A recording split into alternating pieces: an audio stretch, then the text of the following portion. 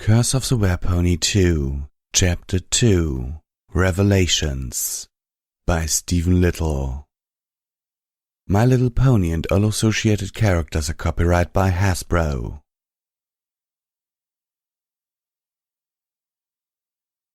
In the royal city of Canterlot, the two ruling princesses were finishing up their examination of a young dragon that had very recently gone through a life-threatening ordeal.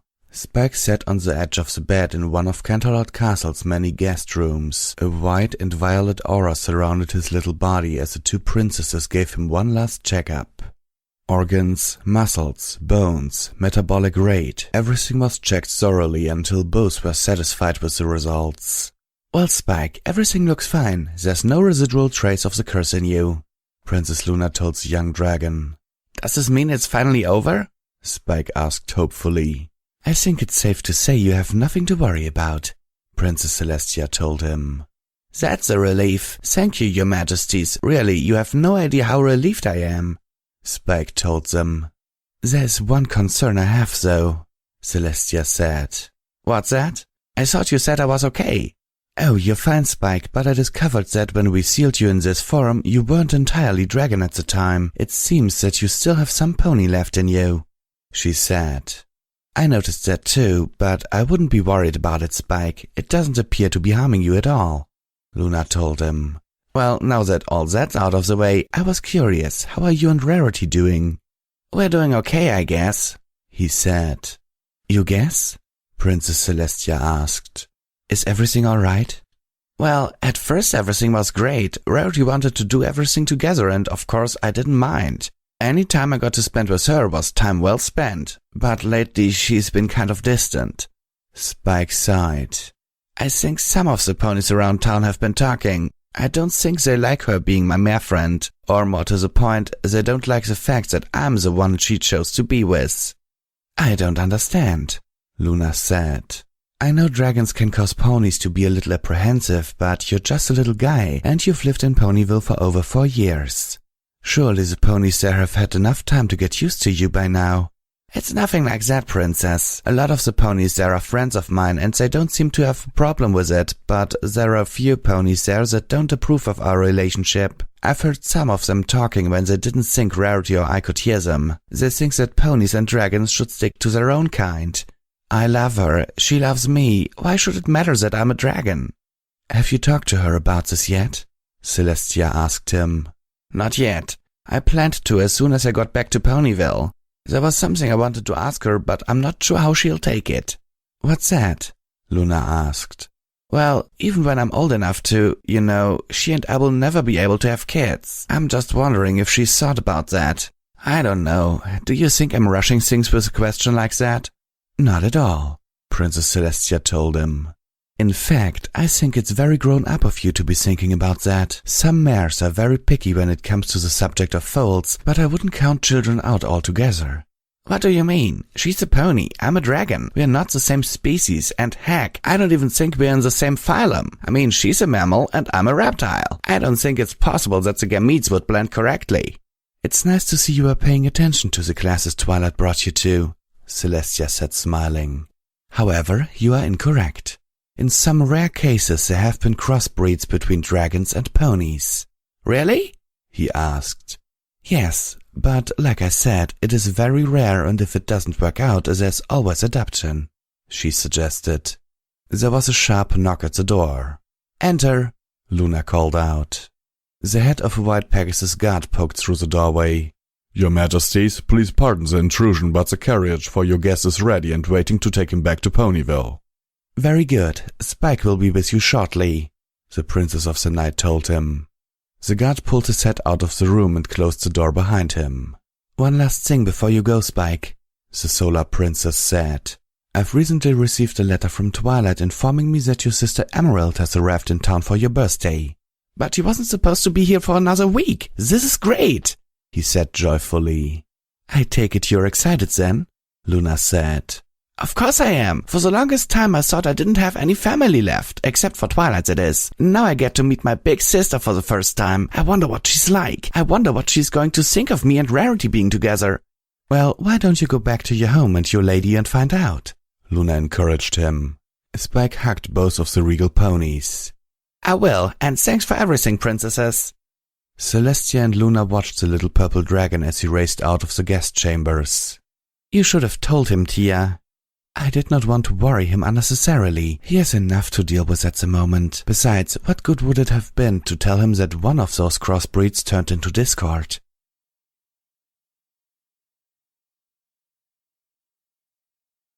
Off in the rocky windswept hills southeast of Ponyville, a white unicorn mare and a green dragoness were hunting for gems. That is quite the talent you have there, Rarity, Emerald said. Thank you, but it's nothing all that impressive, she told the dragoness. You're far too modest. I know several dragons that would give their left wing for a talent like that, Emerald told her. Really now, you're going to make me blush, Rarity said. I wanted to thank you again for helping me gather these last few gems for Spike. He's usually the one who helps me. I see. I bet he always went fishing for a kiss when you were finished too, Emerald said, smiling. Absolutely not, Rarity said resolutely. Spike has always been the little gentle drake. He never made untoward advances towards me. I guess that's why I didn't fully know how he really felt about me until the earlier incident. What do you mean? She asked the pony. You see, Emerald, many of the ponies here and in Canterlot think of me as a bit of a tease. I've always been on the lookout for the perfect stallion for me, and if I detected even the slightest hint of shallow affection, I cut them loose. I did not want some pony to like me only because of what I looked like. I've looked for 10 years for that special some pony, but all of them liked me for what I was and not for who I was. That's a long time to be alone, she said. Oh, I've never been alone. I've always had Sweetie Belle to cheer me up when I was feeling low, but a girl needs a mate. I'm used to Stallion sitting on me and trying to get me in bed. Spike was different. He'd do little things for me, go out of his way to make sure I was happy, and never once asked for anything in return. I was caught off guard. It wasn't an approach I was expecting. I guess that's the difference between ponies and dragons. A drag like Spike will come at you sideways, unexpectedly. They'll sidle right up, and before you know it, you're talking like old friends. Emerald halted the wagon she was pulling and looked around silently. Is everything all right, darling? Rarity asked, becoming concerned. I think we're being followed. Look over there. Did you see the bushes move? Rarity looked across the bare rocky landscape to the bushes screening a short drop-off.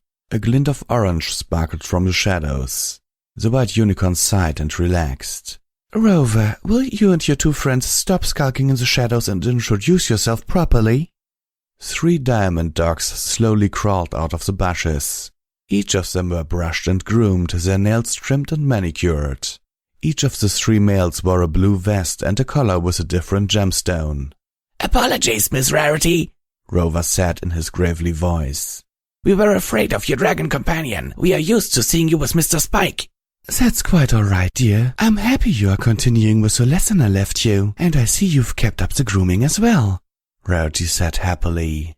Actually, no. Patches has been doing all the grooming for us recently, he said. The unicorn mare looked to the largest of the 3 diamond dogs. Is this true, Patches? Yes, Miss Rarity. I don't know why, but I love the washing and grooming and brushing. It's just fun for me, he told her, his voice almost as gravely as Rover's. You should visit the Aloe twins at the spa in town when you have the time. You could learn a lot from them, she told him. Thank you, Miss Rarity. I will. If you don't mind me asking, why were you 3 following us? Emerald asked them. The smallest of the 3 answered in his high-pitched, screechy voice, toning it down as best he could. We wanted to give Miss Rarity a gift for helping us with these lessons. Our trading partners have been more generous with us since Miss Rarity gave us lessons in proper grooming and speaking, he said. So we wanted to thank her, and since we know she likes gems, we got some for her, Spot said, moving aside the screen of bushes, revealing 3 carts loaded with gems. Oh my, thank you, all of you. I'm touched, really, Rarity said. That's quite generous of you. If you hitch them to the back of my wagon, I'll pull them home, Emerald offered. I couldn't ask you to do that, darling. I insist on taking at least one of them myself, Rarity said firmly. Absolutely not. Not in your condition. That's my niece or nephew you're carrying, and I will not have you stressing yourself unnecessarily, Emerald stated resolutely. Condition? Rover asked. Are you all right, Miss Rarity? The other two diamond dogs busied themselves with hitching the carts to the back of Emerald's wagon. Yes, dear, I'm fine, she said. Spike will be back later today, so I suppose we should get these home. Thank you again, boys. Keep up with the bathing. I promise I'll come back soon for a visit and a few more lessons. The three diamond dogs waved to the unicorn and dragoness as they walked back towards town with their burden of gems. Goodbye, Miss Rarity. Goodbye, Miss Dragon Lady, they called out in unison.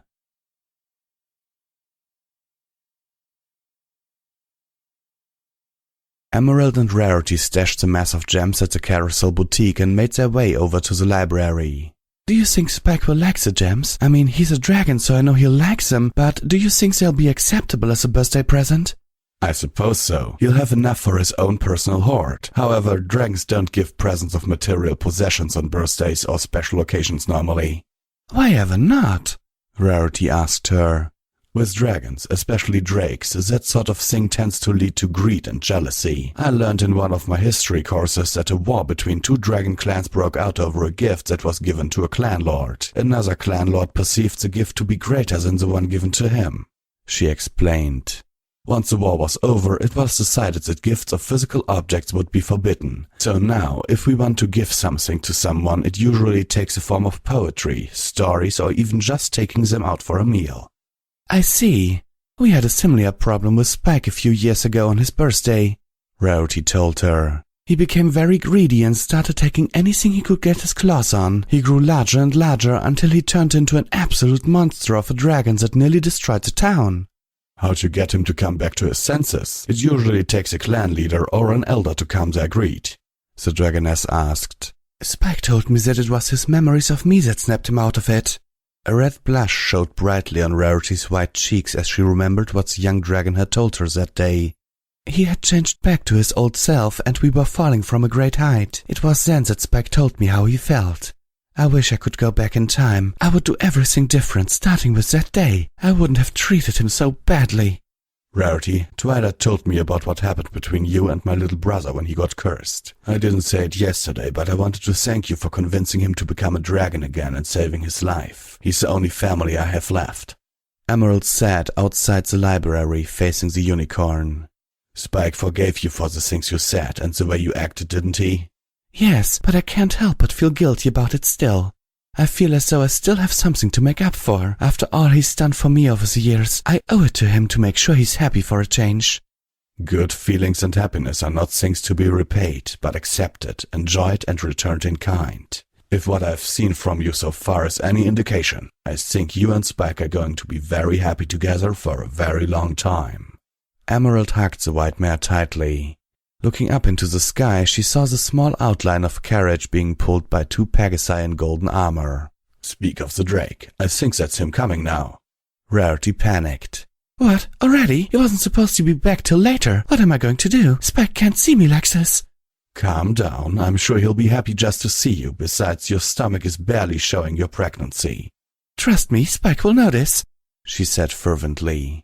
Please, you have to hide me. Okay, let's get into the library and wait for him. While he's talking to me, you can slip out the back, Emerald said, opening the door. I don't think he's seen us, but in case he has and he asks about you, what should I tell him? Just tell him I had to get some last-minute orders finished and said I'd see him later. I think he'll believe that. As the carriage came to a rest in front of the library, Spike jumped out and walked to the front. Thanks, guys. I appreciate the lift home. No problem, Spike, the Pegasus on the right of the carriage said. Could you tell Twilight hi for us? The Pegasus on the left said. Let her know we all miss her at the castle and that one of the librarians said she actually misses tripping over Twilight's piles of books. The small dragon chuckled.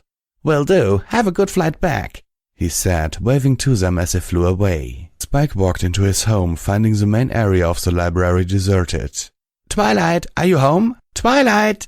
The unicorn in question rushed out to greet her adopted little brother with an enthusiasm he had grown accustomed to over the last few months. Spike, welcome home, she said, hugging him tightly. Did everything go okay with the princesses? Yup, they said I'm fit as fiddle and there's no trace of the curse left, he informed her. That's great, Spike. Now things can finally go back to normal. Twilight sighed. Yeah, normal, Spike said dejectedly. From what I've heard, normal would be like a vacation for you, little brother, Emerald said, smiling as she walked into the room from the kitchen. Spike just stood there and stared at the green dragon nest, tears slowly building up in his eyes. Twilight, is that... Yes, Spike, this is Emerald, your big sister, Twilight said. Spike rushed up and hugged the dragoness as best he could. Emerald, in turn, carefully hugged him back, tears streaming down her face. Oh, Spike, I didn't think I'd cry. I was afraid I'd never see you again, and here you are, healthy, happy, and thriving. I hear you even have a girlfriend. I'm so happy for you, and proud too. I know Mom and Dad would be as well, she said, wiping the tears from her eyes. Rarity watched the happy reunion through the window at the back of the library. I'm happy for you, Spike, she whispered to herself as she rushed back to her home.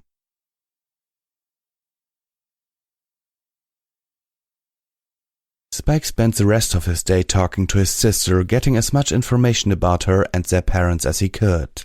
He wanted to know everything he could about the family, the clan, everything. The next morning, Spike was so excited about the recent events, he wanted to invite Rarity over for breakfast with Twilight and his sister.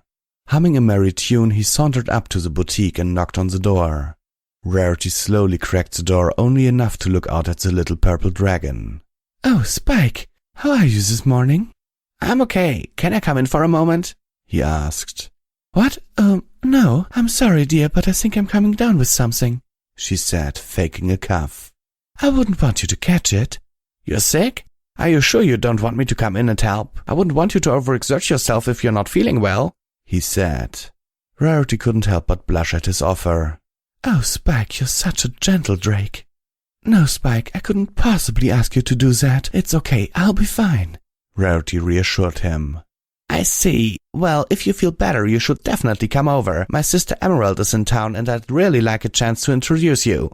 I will, I promise. Now you run along, Spike. I don't want you to get sick too. Okay, Rarity, I'll see you later, I guess, he said, rather downtrodden. The unicorn mare slowly shut the door till she heard the latch click home. She sat with her back against the door, sobbing softly. Spike just stood there outside the boutique, listening to the mare he loved crying. Slowly he walked away, taking a single look back, then shuffled his way home. Every day that week, Spike would go see Rarity, and every day she would have a new excuse as to why she couldn't come out and why he couldn't come in. The young dragon sat in his room crying after being turned away a seventh time. Emerald lightly knocked on his door. Can I come in? She asked. Sure, he said, wiping the tears from his eyes. What's bothering you, brother? I haven't seen much of you the last few days. Is everything all right? To be honest, I don't know, he said, depressed. You remember Rarity, the unicorn I told you about? Yes, your little girlfriend. I remember you telling me about her, Emerald recalled. I wish you wouldn't call her that. She has a name, Spike said, slightly irritated. I'm sorry, I didn't mean to offend you. Yes, I remember her. It's okay, Emmy, he said. It's just, she's been making excuses to keep me at hoof's length all week, and I'm starting to think something might be wrong. What do you mean? She asked him. The small purple dragon sighed heavily. I can only think of two things that would make Rarity act like this, he said sadly. Either she doesn't love me anymore, or she's jealous of you and just plain doesn't want to come out while you're here, he informed his sister. Jealous of me? Why do you think that? She asked him. Well, with the exception of the rest of our friends, she'd had me all to herself, and now you come along and she has to share me with some pony else, he explained. From what you and your friends have told me, that doesn't sound like her, Emerald said. Trust me, she can be very jealous at times, but you're right. In these circumstances, I don't think that's it either. That only leaves one thing. Rarity doesn't love me anymore, Spike said. He sniffed loudly, wiping his nose. Emerald hugged her little brother as he started to cry, his tears flowing down his cheeks and down her scales. It's all right, Spike. I'm sure everything will turn out okay. Twilight had been listening in on the conversation between the two dragons. Okay, Rarity, this has gone on long enough, the lavender unicorn thought to herself. Walking downstairs quietly so as not to alert the dragons to her presence, she left the library and made her way through town to the carousel boutique and the home of a certain pregnant unicorn.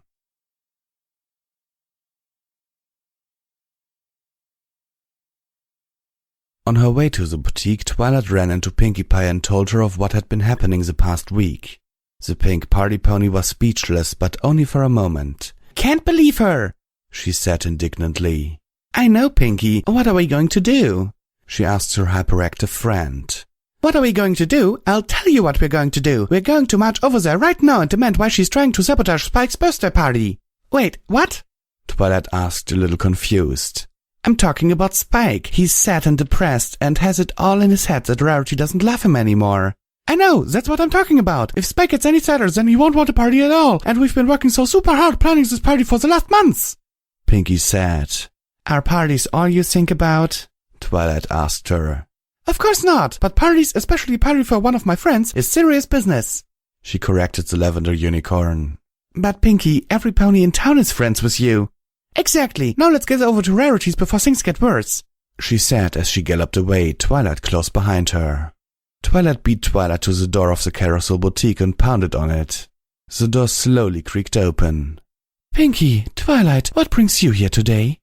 Before she could say anything, Twilight jumped up and clamped Pinkie Pie's mouth shut. Rarity, may we please come in? Yes, of course, please, do come in, she said, opening the door to allow them in. Rarity, we have to talk to you about... Twilight was cut off mid-sentence when she saw the state her friend was in. Her mane and tail were unkempt, her coat was dull and dirty as if neither had been washed in days. On top of everything, the shop was in shambles and Rarity herself appeared to be at least 10 pounds heavier, her stomach starting to bulge out. Oh my goodness, what happened to you, Rarity? The white unicorn tried to smooth out her ragged mane with her hooves. I'm sorry, girls. I know I must look terrible. My magic hasn't been working right recently. The doctor warned me that strenuous magic use might harm the baby, but he didn't say anything about this. You were warned about using magic and you did anyway? Twilight asked in a chastising tone. Sorry, Twilight, I needed something to keep myself busy, Rarity told her. So instead of spending time with us and especially Spike, you go and do something that might hurt your foal? The purple unicorn asked her firmly. It was only a little magic, she protested meekly. Pinkie looked around the store and summed it all up in an instant. Walking over to Twilight, she whispered in her ear. Hey, Twi, why don't you go home and I'll talk with Rarity. Comfort Spike as best as you can and let him know that Rarity will be at his party tomorrow. Oh, and when he does go to sleep tonight, slip him a slumber spell so he won't wake up until at least 9 tomorrow. Sure, Pinkie. Hey, wait, how did you know about the slumber spell? She asked. Oh, would you look at the time? See you later, Twilight. Say hi to Spike and Emerald for me, she shouted as she pushed the lavender unicorn out of the shop and shut the door behind her. Pinkie dear, was it really necessary? Rarity asked her. Yes, because now that she's gone, you can tell me what's really going on. Whatever do you mean? She asked the party pony. I can understand that the store got ruined by some misfiring magic, but for all the years I've known you, you've never ever let yourself get that dirty. When was the last time you took a bath? It was a few days ago, I'll admit, but it can't be that bad, she said. Pinkie Pie pushed Rarity in front of one of her wall mirrors. Not that bad, huh? Oh dear goodness, I look an absolute fright. Sorry, Pinkie, but I need to take a shower immediately, Rarity said, racing to her bathroom. Don't worry about me, I'll just wait here for you, the party pony told her. Rarity took her time in the shower, making sure to scrub and clean herself back to her usual pristine condition. After brushing her mane and coat, she wandered out into the main lobby of her store to find it had also been cleaned, returned to its normal sparkling state. What happened? The store looks marvelous, Rarity said. You were taking so long in the shower, I decided to clean up things a bit, Pinkie said, sitting in the middle of the spotless room. Now that you're all pretty again, how about telling me what's really going on? I don't know what you're talking about, the white unicorn stated. Come on, Rarity, you haven't left the shop all week. Poor little Spiky Wikey is at home right now, crying his little eyes out because he thinks you don't love him anymore, Pinkie informed her. How do you know that? She asked him. Twilight told me. She also told me that you've been making all sorts of stuff up just so he won't see you, the pink pony said. I don't get it, Rarity. You've been obsessing this whole time about how you're going to tell him, but when he comes to see you, you turn him away. Oh, Pinkie, I didn't mean to hurt him. I want to tell him, I just don't know how. I don't want him to see me like this, not until I figure out what to say. Have you thought about trying, hey Spike, how are you doing? Wanted to let you know I'm pregnant and you're the father. See, easy? I can't say that to him. If I say that, he'd be scared for sure, she said. Is that what this is all about? You're afraid he'll get scared and run out on you like Sweetie Belle's father? Pinkie Pie asked. Rarity sat there, looking at the floor as she gently stroked her hoof along her stomach. It is, isn't it? You really think Spike would walk out on you? Rarity, how could you? This is Spike we're talking about. He loves you. How could you think he'd do something so bad? I can't help it. Every time I think of a way to tell him, I keep thinking of Sweetie Belle's father. When I told him, he ran out and wouldn't talk to me anymore. He ignored me and eventually left for school in Philadelphia. Well, his birthday party is tomorrow, so you can tell him then. It'll be like an extra special birthday present. And don't worry about he'll react. I'll be there and all of our friends will be there too. Spiky does try to run Rainbow Dash, will beat him up and drag him back. Rarity chuckled a little. I hope it doesn't come to that. You're right, Pinkie. As long as my friends are there, I think I can do this. She said with a grateful sigh. I'll tell him at the party, after everything he's done for me, she said, stroking her stomach again. And everything he's given me, he deserves the truth. I did have a question for you, though. What's that? Why did you ask Twilight to use a slumber spell on Spike tonight? Rarity asked her. Oh, that's so you, me, and Emerald can sneak all those gems you have for him up to his room. When he wakes up and sees all those gemstones around him, he'll be super happy again, and then he'll have fun at his birthday party, and maybe if we're really lucky, he'll forget about this past week. But that's... Pinkie, you're a genius. I had no idea how to give him the gems Emerald and I gathered for him, but that's just perfect. And I can do a little something extra for him too. I feel just awful about making him wait and giving him the wrong idea about me. Try not to worry about it. I have to get back to the bakery. I'll bring Emerald by around 10 tonight and we can start moving those gems. From what I've heard, there's quite a few.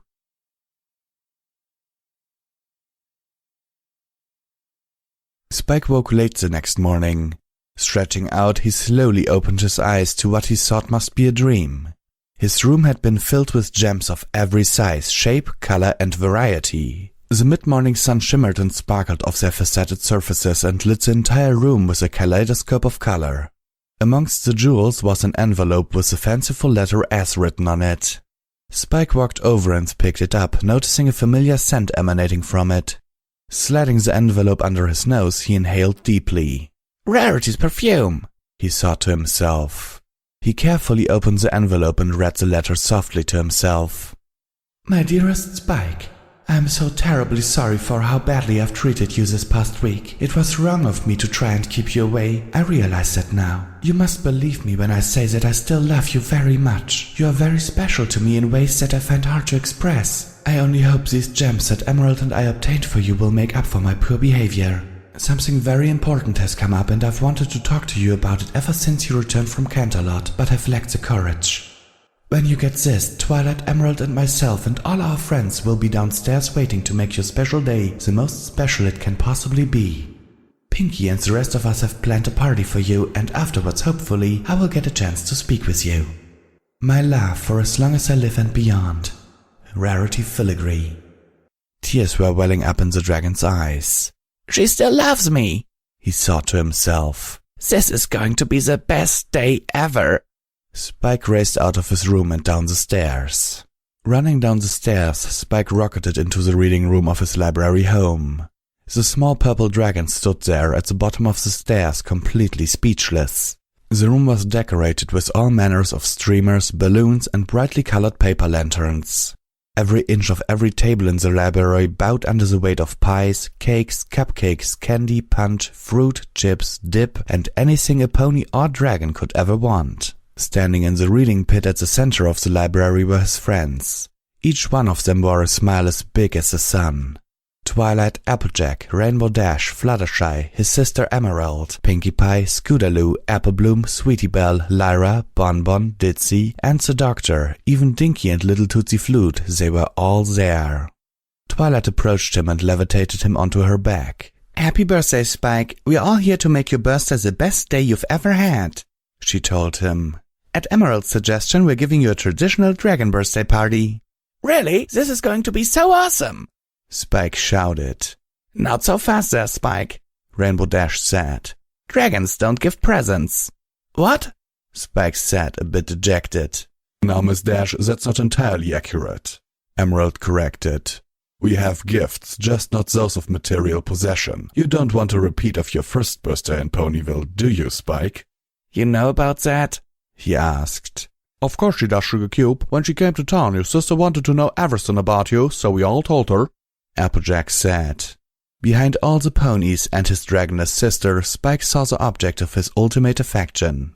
Rarity was wearing a loose-fitting red dress and the fire ruby necklace that always reminded the little dragon of the fondness the unicorn held for him. Spike hopped off of Twilight's back and walked right up to Rarity. "I hope you're not too upset about not getting any presents, dear," she said. "It's okay, Rarity," he said, giving her a tremendous hug around her neck. "Being able to hold you again is all the present I need." The white unicorn mare hugged the small dragon back, wrapping her forelegs around him. "I've missed you too, Spike."